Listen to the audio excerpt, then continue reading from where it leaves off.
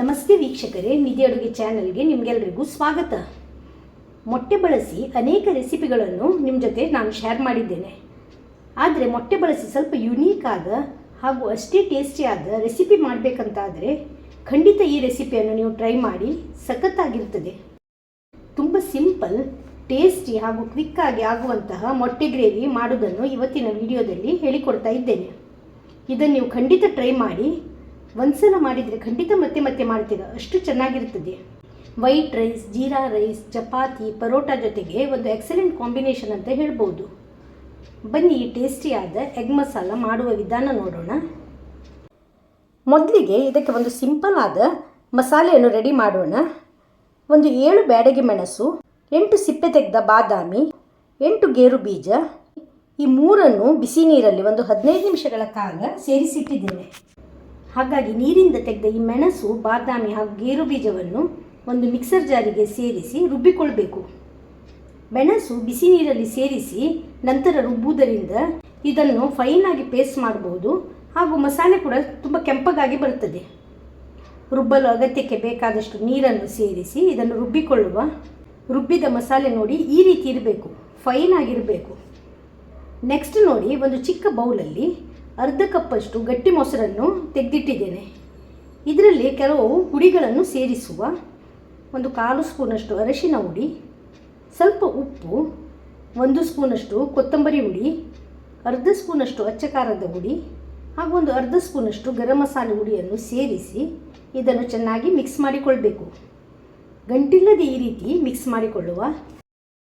ಈ ಬದಿ ನೋಡಿ, ಈ ರೆಸಿಪಿಗೆ ಒಂದು 6 ಬೇಯಿಸಿ ಸಿಪ್ಪೆ ತೆಗೆದ ಮೊಟ್ಟೆಗಳನ್ನು ಒಂದು ಪ್ಲೇಟಲ್ಲಿ ಇಟ್ಟಿದ್ದೇನೆ. ಮೊಟ್ಟೆಯನ್ನು ಈ ರೀತಿ ಕಟ್ಸ್ ಹಾಕಿಟ್ಟಿದ್ದೇನೆ. ಈಗ ಇದನ್ನು ಎಣ್ಣೆಯಲ್ಲಿ ಹುರ್ಕೊಳ್ಬೇಕು. ಹಾಗಾಗಿ ಕಡಾಯಿಯಲ್ಲಿ ಒಂದು 2 ಸ್ಪೂನಷ್ಟು ಎಣ್ಣೆಯನ್ನು ಸೇರಿಸುವ. ಈ ಕಾದ ಎಣ್ಣೆಯಲ್ಲಿ ಸ್ವಲ್ಪ ಉಪ್ಪು, ಅರಿಶಿನ ಹುಡಿ, ಒಂದು 1/4 ಸ್ಪೂನಷ್ಟು ಕಾಳು ಮೆಣಸಿನ ಹುಡಿ, 1/4 ಸ್ಪೂನಷ್ಟು ಚಿಲ್ಲಿ ಪೌಡ್ರನ್ನು ಸೇರಿಸಿ ಒಂದು ಅರ್ಧ ನಿಮಿಷಗಳ ಕಾಲ ಇದನ್ನು ಲೋ ಫ್ಲೇಮಲ್ಲಿ ಹುರ್ಕೊಳ್ಬೇಕು. ಈಗ ಇದರಲ್ಲಿ ಬೇಯಿಸಿದ ಮೊಟ್ಟೆಗಳನ್ನು ಸೇರಿಸಬೇಕು. ಮೊಟ್ಟೆಯನ್ನು ಸೇರಿಸಿ 1 ರಿಂದ 2 ನಿಮಿಷಗಳ ಕಾಲ ಇದನ್ನು ಹುರ್ಕೊಳ್ಳುವ. ಮೊಟ್ಟೆಯನ್ನು ಈ ರೀತಿ ಹುರಿದು ಗ್ರೇವಿ ಮಾಡುವುದರಿಂದ ಉಪ್ಪು, ಖಾರ ಎಲ್ಲ ಮೊಟ್ಟೆಗೆ ಚೆನ್ನಾಗಿ ಸೇರಿಕೊಳ್ತದೆ ಹಾಗೂ ಸಪ್ಪೆ ಎನಿಸುವುದಿಲ್ಲ. ಇಡಿಯಾಗಿ ಮೊಟ್ಟೆ ಬಳಸಿ ಕರಿ ಮಾಡುವುದಾದರೆ ಈ ರೀತಿ ಹುರ್ಕೊಂಡು ಸೇರಿಸಿದರೆ ಉತ್ತಮ. ಈಗ ಒಂದು 2 ನಿಮಿಷ ಇದನ್ನು ಹುರಿದಾಗಿದೆ.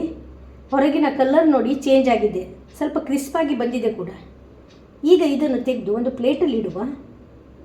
ಈಗ ಅದೇ ಕಡಾಯಿಯಲ್ಲಿ ಪುನಃ ಒಂದು 2 ಸ್ಪೂನಷ್ಟು ಎಣ್ಣೆಯನ್ನು ಸೇರಿಸಬೇಕು. ಎಣ್ಣೆ ಬಿಸಿ ಆಗುವಾಗ ಒಂದು ಅರ್ಧ ಸ್ಪೂನಷ್ಟು ಜೀರಿಗೆಯನ್ನು ಸೇರಿಸಿ ಫ್ರೈ ಮಾಡಿಕೊಳ್ಳುವ. ಇದು ಫ್ರೈ ಆಗ್ತಾ ಇರುವಾಗ ಇದರಲ್ಲಿ ಒಂದು 2 ಹಸಿಮೆಣಸು ಚಿಕ್ಕದಾಗಿ ಕಟ್ ಮಾಡಿದ್ದನ್ನು ಸೇರಿಸ್ತಾ ಇದ್ದೇನೆ. ಇದನ್ನು 1 ನಿಮಿಷ ಫ್ರೈ ಮಾಡಿಕೊಳ್ಳುವ. ಈಗ 2 ನೀರುಳ್ಳಿ ಸಣ್ಣಗೆ ಹೆಚ್ಚಿಟ್ಟದನ್ನು ಸೇರಿಸಬೇಕು ಹಾಗೂ ಒಂದು 2 ಗರಿಯ ಕರಿಬೇವಿನ ಎಲೆಯನ್ನು ಸಹ ಸೇರಿಸಿಕೊಳ್ಳುವ. ನೀರುಳ್ಳಿ ಜೊತೆಗೆ ಇದನ್ನು ಸಹ ಚೆನ್ನಾಗಿ ಫ್ರೈ ಮಾಡಿಕೊಳ್ಳುವ. ಈಗ 1 ಸ್ಪೂನಷ್ಟು ಶುಂಠಿ ಬೆಳ್ಳುಳ್ಳಿ ಪೇಸ್ಟನ್ನು ಈ ಸಮಯದಲ್ಲಿ ಸೇರಿಸಬೇಕು. ನೀರುಳ್ಳಿ ಚೆನ್ನಾಗಿ ಫ್ರೈ ಆಗಿ ಹಸಿ ವಾಸನೆ ಹೋಗಬೇಕು ಹಾಗೂ ಟ್ರಾನ್ಸ್ಲೂಸೆಂಟ್ ಆಗಬೇಕು. ಅಷ್ಟು ಹೊತ್ತು ನಾವು ಇದನ್ನು ಹುರ್ಕೊಳ್ಬೇಕು. ಈಗ ಇದರಲ್ಲಿ ರುಬ್ಬಿದ ಮಸಾಲೆಯನ್ನು ಸೇರಿಸಬೇಕು. ರುಬ್ಬಿದ ಈ ಕ್ಯಾಶು ಚಿಲ್ಲಿ ಪೇಸ್ಟನ್ನು ಸೇರಿಸಿ 1 ಕಪ್ಪಷ್ಟು ನೀರನ್ನು ಸೇರಿಸಿ ಚೆನ್ನಾಗಿ ಮಿಕ್ಸ್ ಮಾಡಿಕೊಳ್ಳುವ ಹಾಗೂ ಇದನ್ನು ಕುದಿಸಿಕೊಳ್ಬೇಕು. ಈಗ ನೋಡಿ, ಮಸಾಲೆಗೆ ಮೆಲ್ಲನೆ ಕುದಿ ಬರಲು ಪ್ರಾರಂಭವಾಗಿದೆ. ಈಗ ಇದರಲ್ಲಿ ಸಣ್ಣಗೆ ಹೆಚ್ಚಿಟ್ಟ 2 ಟೊಮೆಟೊವನ್ನು ಸೇರಿಸಬೇಕು. ಹೊಳ್ಳೆ ಮಾಡಿ ಇದನ್ನು ಮಿಕ್ಸ್ ಮಾಡಿಕೊಂಡು ಲಿಡ್ ಮುಚ್ಚಿ ಮೀಡಿಯಂ ಫ್ಲೇಮಲ್ಲಿ ಒಂದು 3 ರಿಂದ 4 ನಿಮಿಷಗಳ ಕಾಲ ಬೇಯಿಸಿಕೊಳ್ಳುವ. ಟೊಮೆಟೊ ಸ್ವಲ್ಪ ಸಾಫ್ಟ್ ಆಗಬೇಕು. ಈಗ ನೋಡಿ, ಕ್ಯಾಪನ್ನು ಓಪನ್ ಮಾಡೋಣ. ಗ್ರೇವಿ ನೋಡಿ ಚೆನ್ನಾಗಿ ಕುದೀತಾ ಇದೆ. ಗ್ರೇವಿಗೆ ಥಿಕ್ನೆಸ್ ಕೂಡ ಬಂದಿದೆ. ಇಷ್ಟಾಗುವಾಗ ಈ ಮೊಸರಿನ ಮಿಶ್ರಣ ಮಾಡಿದ್ದೇವಲ್ಲ ಅದನ್ನು ಸೇರಿಸಬೇಕು.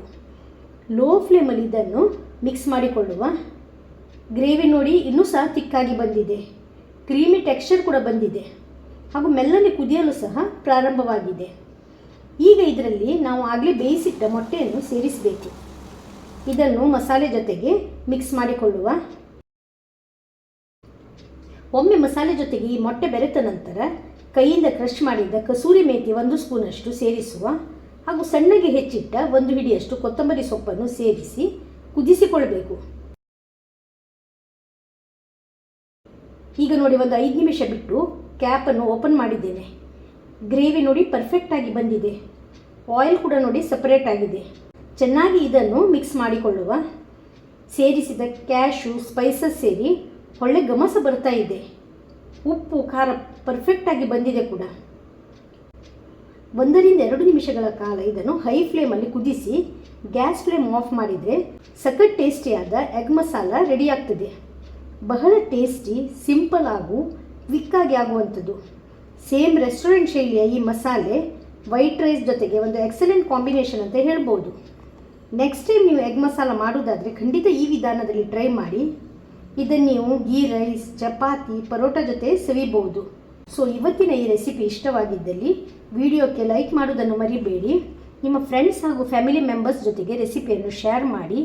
ಹಾಗೂ ಹೊಸದಾಗಿ ನೋಡ್ತಾ ಇರುವವರು ಅಥವಾ ಚಾನಲನ್ನು ಇನ್ನೂ ಸಬ್ಸ್ಕ್ರೈಬ್ ಮಾಡಿಲ್ಲ ಅಂತಾದರೆ ದಯವಿಟ್ಟು ಸಬ್ಸ್ಕ್ರೈಬ್ ಮಾಡಿ.